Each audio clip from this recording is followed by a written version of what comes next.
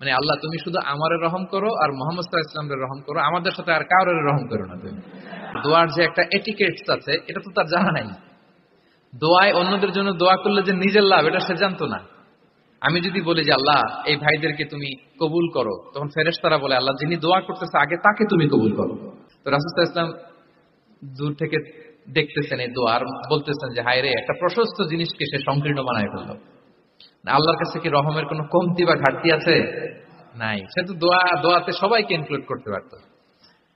তো রাহমাতাল লিল আলামিন আল্লাহর হাবিব সাল্লাল্লাহু আলাইহি ওয়াসাল্লাম তিনি বুঝতে পেরেছেন যে এই লোকটা আসলে বেদুইন, তার মধ্যে ওই কার্টিসি নাই। তো তিনি ফলো করতে লাগলেন যে দেখি লোকটা কি করে। তো লোকটা দোয়া টোয়া করেই এবার যে মসজিদের এক কর্নারে বসে ওখানেই পেশাব করা শুরু করলো। পেশাব করতে দেখে বাকি লোকেরা তো তাকে ধরতে গেল, মারতে গেল। রাসূল সাল্লাল্লাহু আলাইহি ওয়াসাল্লাম বললেন দাউ, রাখো রাখো, আরে থামো থামো, কাজ ছাড়তে দাও।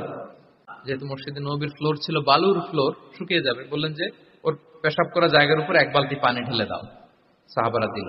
আর এই বেদুইন লোককে রাসূল সাল্লাল্লাহু আলাইহি ওয়াসাল্লাম কাছে টেনে নিলেন, যে তাকে খুব ভালোবাসা দিয়ে বললেন কি অবস্থা তোমার, কোত্থেকে আসছো, সব খোঁজ খবর নিয়ে বললেন যে তুমি যে এইখানে নামাজ পড়লা এরপরে আবার এই কাজটা সারলা, তুমি কি জানো এখানে আল্লাহর জিকির করা হয়, এটা আমাদের ইবাদতগাহ, এখানে আমরা রবের জিকির করি, তার কাছে ফরিয়াদ করি, সবাই মিলে এই কমিউনিটির সবাই এখানে আসে, এই কমিউনিটির মদিনার কমিউনিটির সবাই মিলে নারী পুরুষ নির্বিশেষে আমরা এসে এখানে আল্লাহর কাছে ফরিয়াদ করি, দোয়া করি, ইবাদত করি, কোরআন তেলাওয়াত করি, এটা আমাদের ইবাদতগাহ।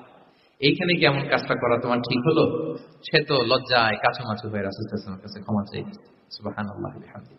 একটা কঠিন পরিস্থিতিকে ভালোবাসা দিয়ে রাসূল সাল্লাল্লাহু আলাইহি ওয়াসাল্লাম কোথায় নিয়ে যেতেন, এটাকে পুরো হিস্ট্রি পাল্টে দিতেন, সিনারিও পাল্টে দিতেন।